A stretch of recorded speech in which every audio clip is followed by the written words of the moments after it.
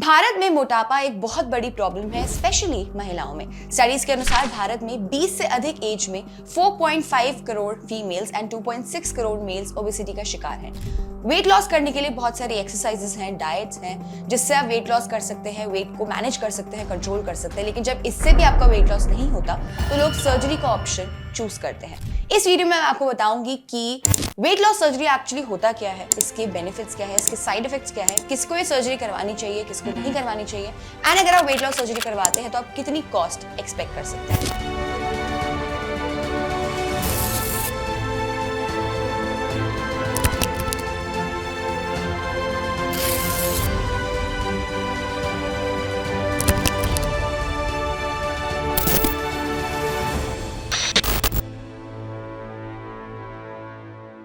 Weight loss surgery को medical terms में bariatric surgery कहते हैं। इसमें जो सर्जन होता है वो आपके स्टमक को छोटा कर देते हैं या आपके फूड पाइप को स्मॉल इंटेस्टाइन से जोड़ देते हैं। इससे आपकी फूड कैपेसिटी कम हो जाती है, जिससे आपका वेट लॉस हो जाता है। क्योंकि आजकल मेडिकल फील्ड इतनी एडवांस हो गई है, सो आपके ऑपरेशन में ओपन सर्जरी की जरूरत नहीं पड़ती है। आपकी बॉडी में एक छोटा सा कट लगता है, बाइनोकुलर का यूज करके सर्जरी हो जाती है। इससे क्या होता है कि पेशेंट को बहुत ज्यादा टाइम तक हॉस्पिटल में एडमिट नहीं रहना पड़ता है।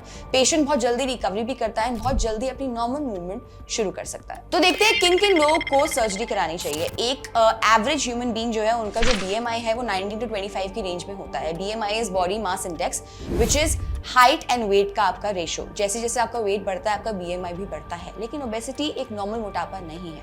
ओबेसिटी में आप डाइट और एक्सरसाइज से वेट लॉस करना बहुत मुश्किल हो जाता है। जिनका BMI 30 से ऊपर होता है उनको मेडिकली ओबीस कंसिडर किया जाता है। लेकिन हर ओबेसिटी का पेशेंट सर्जरी के लिए ऑप्ट नहीं कर सकता।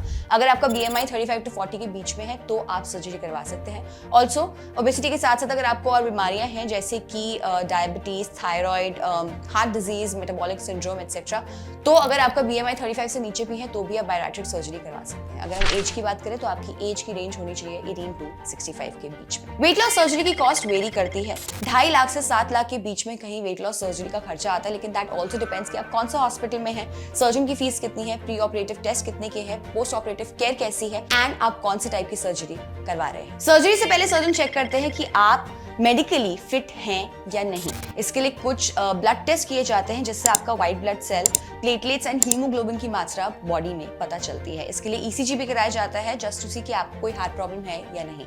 अगर आप पहले से कोई मेडिसिन ले रहे हैं या आपको कोई पहले से बीमारी है तो आपको सर्जन को इन्फॉर्म करना बहुत जरूरी हो जाता है। सर्जरी से पहले सर्जन आपकी मेडिसिन में कुछ चेंजेस प्रिस्क्राइब कर सकते हैं, जिससे आपको सर्जरी में दिक्कत नहीं होगी। वैसे वेट लॉस सर्जरी 2 टाइप की होती है जो कि कॉमनली होती है। पहला टाइप होता है जिसमें आपके स्टमक को छोटा कर दिया जाता है। इसको मेडिकल टर्म में बोलते हैं लैप्रोस्कोपिक स्लीव गैस्ट्रोनॉमी, जहां पर एक छोटा सा कट लगाकर दूरबीन के माध्यम से 5 से 6 लीटर आपका जो स्टमक है वो स्टेपल कर दिया जाता है। आपके स्टमक के अंदर कुछ हार्मोन्स होते हैं जिससे आपको भूख लगती है। जब आपके स्टमक को छोटा कर दिया जाता है तो आपके खाने की कैपेसिटी कम हो जाती है और भूख लगने वाले हार्मोन्स जो होते हैं वो बैलेंस में आ जाते हैं। जनरली ये जो सर्जरी होती है ये नॉर्मल ओबेसिटी के केस में होती है, जहां पर आपका बॉडी मास इंडेक्स 35 to 45 की रेंज में होता है एंड आपका जो मोटापा है वो घट जाता है। दूसरे टाइप की सर्जरी में आपकी जो फूड पाइप है उसको डायरेक्टली स्मॉल इंटेस्टाइन यानी कि छोटी आंत से जोड़ दिया जाता है। इसमें क्या होता है, आपका जो खाना होता है वो स्टमक में जाता ही नहीं है, सीधा स्मॉल इंटेस्टाइन में जाता है। इसको हम मेडिकल टर्म में बोलते हैं गैस्ट्रिक बाईपास सर्जरी। ये सर्जरी सुपर ओबीस लोगों के लिए की जाती है जिनका बॉडी मास इंडेक्स 45 से ऊपर है।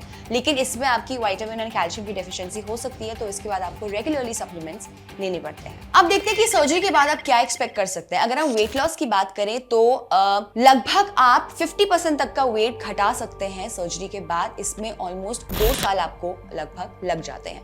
अगर हम हेल्थ की बात करें तो वेट लॉस होने के बाद या आपके हार्मोनल बैलेंस रिस्टोर होने के बाद बहुत सारी बीमारियां जैसे कि BP, cholesterol, diabetes, sleep apnoea जिसमें खर्राटे आते हैं, इनफर्टिलिटी एंड पीरियड सॉल्व हो सकती है।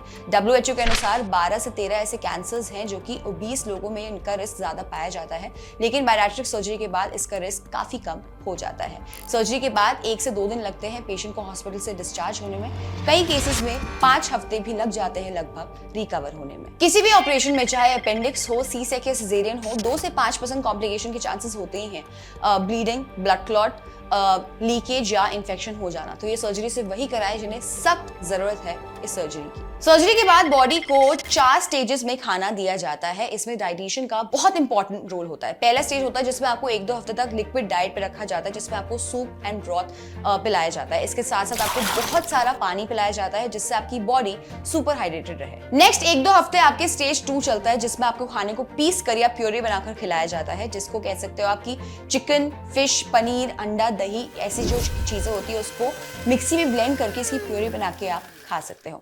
अगले 3 महीने तक चलती है आपकी स्टेज 3। इसमें आपको प्योरी के फॉर्म में खाना खाने की जरूरत नहीं है, लेकिन इसमें आप बहुत ज्यादा हार्ड फूड भी नहीं खा सकते। इसमें आप खा सकते हैं सॉफ्ट फूड जैसे कि फ्रूट्स या नरम किए हुए बॉइल्ड वेजिटेबल्स। सर्जरी के 3 से 4 महीने बाद आता है स्टेज 4 जिसमें आप नॉर्मल खाना खा सकते हैं, लेकिन आपको कितने अमाउंट का खाना खाना है ये बहुत इंपॉर्टेंट है, सो दैट आपकी बॉडी को न्यूट्रिशन मिले एंड आपका वेट गेन वापस से ना हो। दिन में कितनी बार खाना है, क्या खाना है, इन सब में डाइटिशियन आपकी हेल्प करेगा। डाइटिशियन आपको कुछ सप्लीमेंट्स भी रिकमेंड कर सकते हैं। अगर आपकी बॉडी को न्यूट्रिशन नहीं मिला तो सर चकराना, पेट दर्द और डायरिया भी हो सकता है। तो सर्जरी के बाद इट्स ऑलवेज रिकमेंडेड कि आप डाइटिशियन की हेल्प जरूर लें। So now the big question is कि क्या वेट लॉस सर्जरी आपका परमानेंट वेट लॉस करवाएगी? देखिए, ताकि आपका वेट रीगेन ना हो सर्जरी के बाद, इसके लिए आपको डाइट और एक्सरसाइज ऑब्वियसली एक अच्छी फॉलो करना बहुत जरूरी है।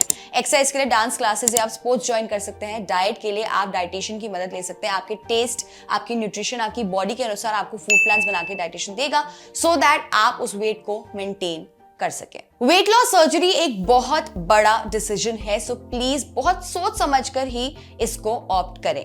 अगर आप वेट लॉस सर्जरी के बारे में सोच रहे हैं तो प्लीज एक्सपीरियंस डाइटिशियन या सर्जन से ही इसके बारे में डिस्कस करें। They will definitely guide you towards a better path. Also like we mention earlier, if this is the only option left then only go for it. ऐसी information हम आपके लिए हर वीक लाते रहेंगे, so please do not forget to subscribe to Fitelo app and please press the bell icon. Take care.